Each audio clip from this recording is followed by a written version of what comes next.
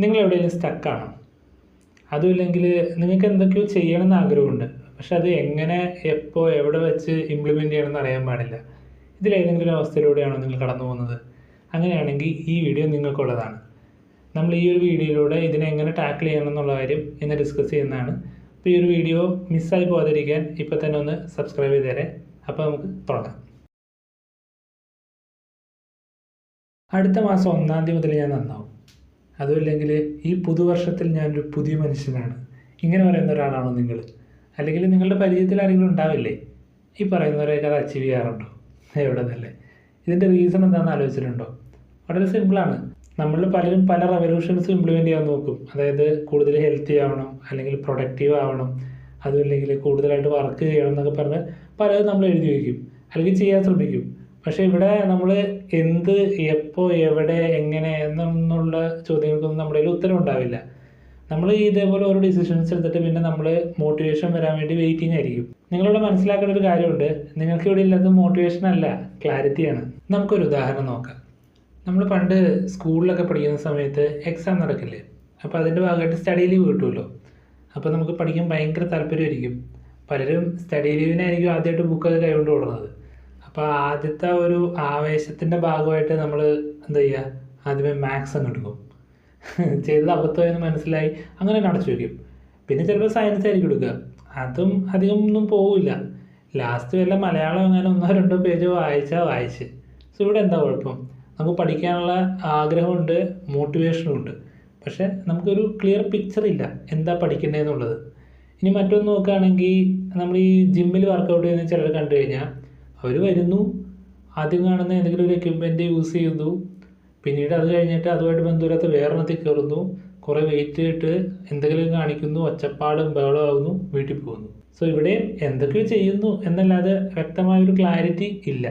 നമ്മൾ എന്തെങ്കിലും ഒരു കാര്യം ഒരു ക്ലിയർ പിക്ചറോടുകൂടി എഴുതി വെക്കുകയാണെങ്കിൽ അത് നമ്മൾ ഇംപ്ലിമെൻറ്റ് ചെയ്യാനുള്ള സാധ്യത വളരെ കൂടുതലാണ്. ഒരു ഉദാഹരണത്തിന് ഞാനൊരു ഫോർമാറ്റ് ഇവിടെ സ്ക്രീനിൽ കാണിക്കാം. അതിൽ ഞാൻ ബ്രാക്കറ്റിലുള്ള 3 കാര്യങ്ങൾ മെൻഷൻ ചെയ്തിട്ടുണ്ട്. അതിൽ ഒന്നാമത്തത് ഒരു ബിഹേവിയറാണ്, പിന്നെ ഒന്ന് ടൈമാണ്, പിന്നെ ലൊക്കേഷനാണ്. അതായത് നിങ്ങൾക്കിപ്പോൾ എന്തെങ്കിലും ഒരു ബിഹേവിയർ പുതിയതായിട്ട് ഇംപ്ലിമെൻറ്റ് ചെയ്യണമെന്ന് വിചാരിക്കും. അപ്പോൾ അതിന് എത്ര മണിക്ക് നിങ്ങൾ ഇംപ്ലിമെൻറ്റ് ചെയ്യാൻ പോകുന്നു, അത് ഏത് ലൊക്കേഷനിൽ വെച്ചിട്ടാണ് ഇംപ്ലിമെൻറ്റ് ചെയ്യുന്നത്, ഇത്തരം കാര്യങ്ങൾ നിങ്ങൾ എഴുതി വെക്കണം. എന്തായാലും എഴുതി വെക്കണം. എഴുതി വെച്ചാൽ മാത്രം പോരാ, അത് നമ്മൾ എക്സിക്യൂട്ട് ചെയ്യാൻ വേണം. ഒരു ഉദാഹരണത്തിന് ഞാൻ രാവിലെ ഒരു 5 മിനിറ്റ് മെഡിറ്റേഷൻ പ്രാക്ടീസ് ചെയ്യാനാണ് തീരുമാനിക്കുന്നതെന്ന് വിചാരിക്കുക. അപ്പോൾ ഞാൻ ഇങ്ങനെ ആയിരിക്കും എഴുതുക: I will practice meditation for 5 minutes at 7 AM in my bedroom. ഇങ്ങനെ എഴുതുന്നതിലുള്ള ഗുണം എന്താണെന്ന് വെച്ച് കഴിഞ്ഞാൽ നമുക്ക് ഡിസ്ട്രാക്ഷൻ വരാനുള്ള സാധ്യത വളരെ കുറവാണ്. 7 മണിക്ക് മെഡിറ്റേഷൻ ചെയ്യുമെന്ന് എഴുതി വെച്ച് കഴിഞ്ഞാൽ എങ്ങനെയായാലും 7 മണിക്ക് നമ്മൾ മെഡിറ്റേഷൻ ചെയ്തിരിക്കും. ഒരുപക്ഷെ ആദ്യത്തെ ദിവസം 5 മിനിറ്റൊന്നും ചിലപ്പോൾ ചെയ്യാൻ പറ്റിയില്ലായിരിക്കും, പക്ഷെ നമ്മളോട് ഒരു അറ്റംപ്റ്റ് നടത്തിയിരിക്കും.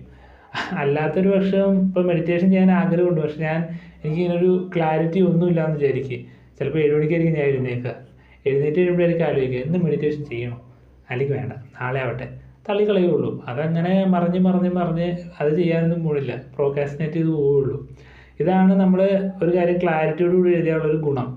അപ്പോൾ നമ്മൾ ഒരേ കാര്യം ഒരേ സമയം എല്ലാ ദിവസവും ചെയ്യുന്തോറും അത് നമ്മുടെ ബ്രെയിനിൽ ഫീഡായിക്കൊണ്ടിരിക്കും. അപ്പോൾ അത് ആ ഒരു സമയം ആവുമ്പോൾ അത് ചെയ്യാനുള്ളൊരു മോട്ടിവേഷൻ നമുക്ക് നമ്മുടെ ഉള്ളിൽ നിന്ന് തന്നെ വരും. ഇനി നിങ്ങൾക്കിത് എന്ന് മുതൽ സ്റ്റാർട്ട് ചെയ്യണം എന്നുള്ളൊരു ഡൗട്ട് ഉണ്ടെങ്കിൽ നിങ്ങൾക്ക് ഏതൊരു മാസത്തിൻ്റെ സ്റ്റാർട്ടിങ്ങിൽ ചെയ്യാം. കാരണം ആ ഒരു സമയം എന്ന് പറഞ്ഞു കഴിഞ്ഞാൽ നമുക്ക് പുതിയ കാര്യങ്ങൾ ചെയ്യാനുള്ളൊരു താല്പര്യം പൊതുവെ കൂടുതലായിരിക്കും. അതല്ലെങ്കിൽ വേറൊരു മാർഗ്ഗമുണ്ട്. ചിലർ പുതിയ മാറ്റങ്ങളൊക്കെ ഇംപ്ലിമെൻറ്റ് ചെയ്യുന്നത് കണ്ടിട്ടില്ലേ? അതായത് മാസത്തിൻ്റെ 1-ാം തീയതി ആയിരിക്കും ഒരു മുഹൂർത്തം കണ്ടെത്തുക, എന്നിട്ട് അന്ന് മുതൽ ചിലപ്പോൾ ആരംഭിക്കുമായിരിക്കും. ഒരു 3-4 ദിവസമൊക്കെ അത് കണ്ടിന്യൂസ് ആയിട്ട് പോകും, 1-2 ദിവസം ഡ്രോപ്പ് ആവും, അതിന് ക്രമേണ കയ്യിൽ നിന്ന് പോകും. പിന്നെ മാറ്റം വേണമെന്നുണ്ടെങ്കിൽ അടുത്ത മാസം 1-ാം തീയതി ആ മുഹൂർത്തം വരണം. ശരിക്കും നിങ്ങളിങ്ങനെ എല്ലാ മാസത്തിൻ്റെ 1-ാം തീയതി ആകാൻ വെയിറ്റ് ചെയ്യണമെന്നില്ല. നമ്മൾ ഓൾറെഡി ചെയ്യുന്ന ശീലങ്ങളുടെ ഇടയിൽ നമുക്ക് എന്താണോ പുതിയതായിട്ട് ഇംപ്ലിമെൻറ്റ് ചെയ്യേണ്ടത് അതിനെ നമുക്ക് ക്ലബ് ചെയ്യാൻ പറ്റും. ഇതിനാണ് ഹാബിറ്റ് സ്റ്റാക്കിംഗ് എന്ന് പറയുന്നത്. അതിൻ്റെ ഫോർമാറ്റ് എന്ന് പറയുന്നത്: after my current habit I will do my new habit. അതായത് നമ്മൾ ഓൾറെഡി ചെയ്തുകൊണ്ടിരിക്കുന്ന 2 ഹാബിറ്റ്സിൻ്റെ ഇടയിൽ നമുക്ക് പുതിയതായിട്ട് ഇംപ്ലിമെൻറ്റ് ചെയ്യേണ്ട കാര്യം നമ്മൾ പ്ലേസ് ചെയ്യുകയാണ്. അങ്ങനെ പ്ലേസ് ചെയ്ത് നമുക്കിതൊരു ചെയിൻ പോലെ കൊണ്ടുപോകാൻ പറ്റും. ഇതിൻ്റെ ഏറ്റവും വലിയൊരു അഡ്വാൻറ്റേജ് എന്താണെന്ന് വെച്ച് കഴിഞ്ഞാൽ നമ്മളൊരു കാര്യം ചെയ്ത് കഴിയുമ്പോൾ നമുക്ക് നാച്ചുറലായിട്ട് കിട്ടുന്നൊരു മൊമെൻ്റം ഉണ്ട്, അല്ലെങ്കിൽ ഒരു ഒഴുക്കെന്നൊക്കെ പറയാം. അപ്പോൾ ആ ഒരു മൊമെൻറ്റം നമുക്ക് അതിനോട് കണക്ട് ചെയ്തേക്കുന്ന ഹാബിറ്റില്ലേ അത് സ്റ്റാർട്ട് ചെയ്യാൻ വേണ്ടി സഹായിക്കും.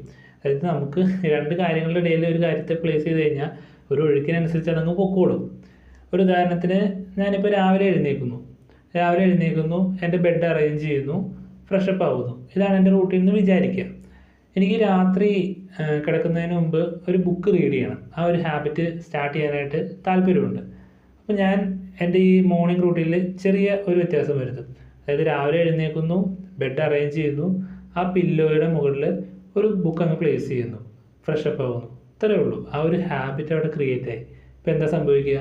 ഞാൻ രാത്രി കിടക്കാൻ വരുന്ന സമയത്ത് ആ പില്ലോയിൽ ഒരു ബുക്ക് ഇരിപ്പുണ്ടാവും. സോ ഞാനത് വായിക്കുന്നു, കിടന്നുറങ്ങുന്നു. അല്ലാത്ത പക്ഷം ചിലപ്പോൾ കിടക്കാൻ വേണ്ടി വന്നിരിക്കുമ്പോഴേക്കും ബുക്കിൻ്റെ ആലോചിക്കുക, പിന്നെ എണീറ്റ് പോയി എടുക്കണ്ടേ, മടിയാണ്, അതങ്ങനെ പോകും. അപ്പോൾ ഇതാണ് ഈ ഒരു മെത്തേഡിൻ്റെ അഡ്വാൻറ്റേജ് എന്ന് പറയുന്നത്. നമ്മൾ കറക്റ്റായിട്ട് നമുക്ക് വേണ്ട കാര്യങ്ങൾ പ്ലേസ് ചെയ്ത് കൊണ്ടുപോകുകയാണെന്നുണ്ടെങ്കിൽ നമ്മളൊരു ദിവസം ചെയ്യുന്നത് നമുക്ക് വേണ്ട കാര്യങ്ങൾ അല്ലെങ്കിൽ നമ്മൾ ചെയ്യാൻ ഇഷ്ടപ്പെടുന്ന കാര്യങ്ങൾ മാത്രമായിരിക്കും. നമ്മൾ കഴിഞ്ഞ വീഡിയോയിൽ ഹാബിറ്റ് സ്കോർ കാർഡിനെ കുറിച്ച് മെൻഷൻ ചെയ്തായിരുന്നു. ആ ഒരു സ്കോർ കാർഡ് നിങ്ങൾക്ക് ഇവിടെ റെഫർ ചെയ്യാവുന്നതാണ്. അതിൽ നമ്മൾ മെൻഷൻ ചെയ്തിട്ടുള്ള നമ്മുടെ ഹാബിറ്റ്സ് ചെയ്ത് നിങ്ങൾക്ക് ഏത് ഹാബിറ്റാണോ വേണ്ടത് അതിനെ സെലക്ട് ചെയ്യുക, കറക്റ്റായിട്ട് പ്ലേസ് ചെയ്ത് കൊടുക്കുക. അങ്ങനെ പ്ലേസ് ചെയ്ത് കൊടുക്കുമ്പോൾ ഒരു കാര്യം ശ്രദ്ധിക്കേണ്ടത് ക്ലാരിറ്റി വേണം. ഒരു ക്ലാരിറ്റിയോട് കൂടി നിങ്ങൾക്ക് വേണ്ട ഒരു ഹാബിറ്റ്സിനെ ഒരു ചെയിൻ പോലെ കണക്ട് ചെയ്ത് കഴിഞ്ഞാൽ നിങ്ങൾക്ക് വേണ്ട രീതിയിൽ, നിങ്ങൾക്ക് ഇഷ്ടമുള്ള രീതിയിൽ നിങ്ങളുടെ ബിഹേവിയറിനെ മാറ്റിയെടുക്കാൻ സാധിക്കും. അപ്പോൾ നിങ്ങൾക്ക് ഫോളോ ചെയ്യേണ്ട ഹാബിറ്റ്സിൻ്റെ ലിസ്റ്റായി. ഇനി നിങ്ങൾക്ക് വേണ്ടത് കുറച്ച് മോട്ടിവേഷനാണ്. അത് നമുക്ക് അടുത്ത വീഡിയോയിൽ സെറ്റാക്കാം. അപ്പോൾ ഇത്രയും കാര്യങ്ങളാണ് ഈ വീഡിയോയിലൂടെ ഞാൻ ഷെയർ ചെയ്യാൻ ഉദ്ദേശിച്ചത്. പറഞ്ഞ കാര്യങ്ങളൊരു ക്ലാരിറ്റി കിട്ടിയെന്ന് വിചാരിക്കുകയാണ്. പറഞ്ഞ കാര്യങ്ങൾ ഏതെങ്കിലും തരത്തിൽ യൂസ്ഫുൾ ആയിട്ട് തോന്നുകയാണെങ്കിൽ ചാനൽ ഒന്ന് സബ്സ്ക്രൈബ് ചെയ്യുന്നതിന് പരിഗണിക്കുക. നിങ്ങളുടെ അഭിപ്രായങ്ങൾ കമൻറ്റ് ബോക്സിലൂടെ അറിയിക്കുക. അടുത്ത വീഡിയോയിൽ കാണുന്നവരേക്കും ബൈ.